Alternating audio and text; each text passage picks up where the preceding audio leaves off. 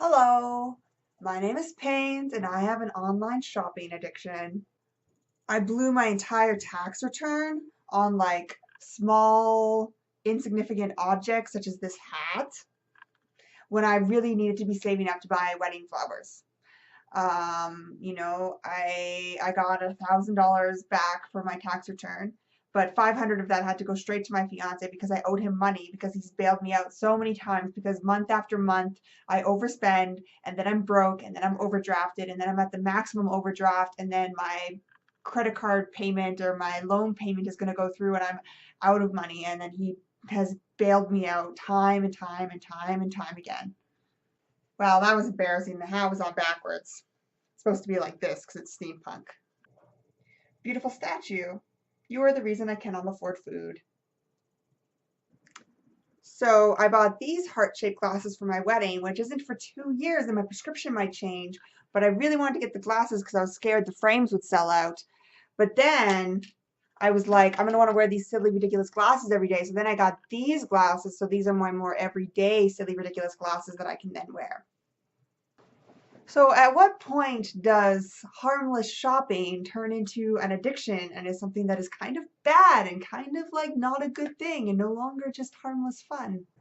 I think my wake up call is payday comes and I go on my computer and I log on and I don't have anything I want to buy. I don't have anything I need to buy, but I find a way to spend $200 on custom made clothing that has my own name on it, which is kind of awesome and badass. But I didn't need that, and I didn't need to go spend $200 on my payday, and I was supposed to be saving that money for flowers, for wedding flowers, and the fact that I can't figure out how to save up, like I can't not spend all of my money. I have to spend all of it all the time.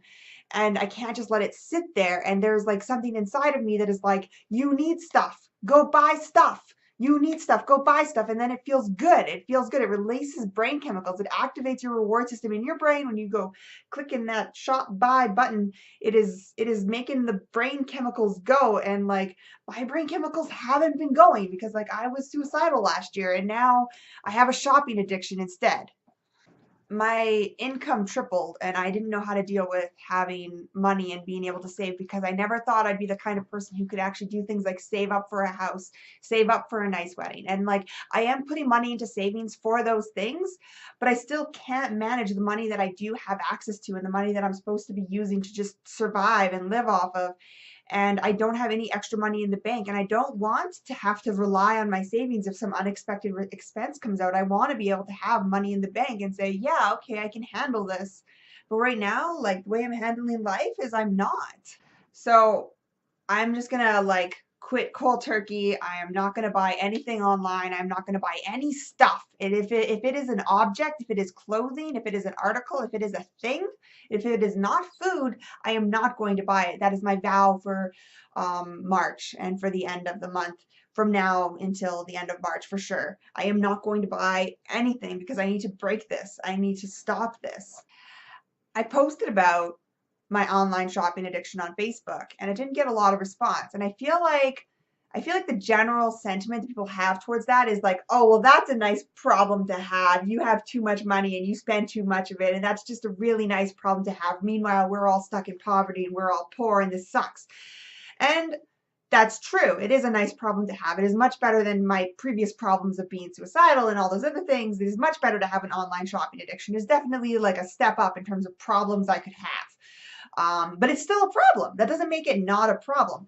And I think that as much as we want to like kind of like not take it seriously, I think that we should talk about our consumeristic habits and our need to buy things and our compulsions and the way in which advertisers cater to us and the way apps make it so easy and the way they play with our psychology to make us want to buy things and manipulate us.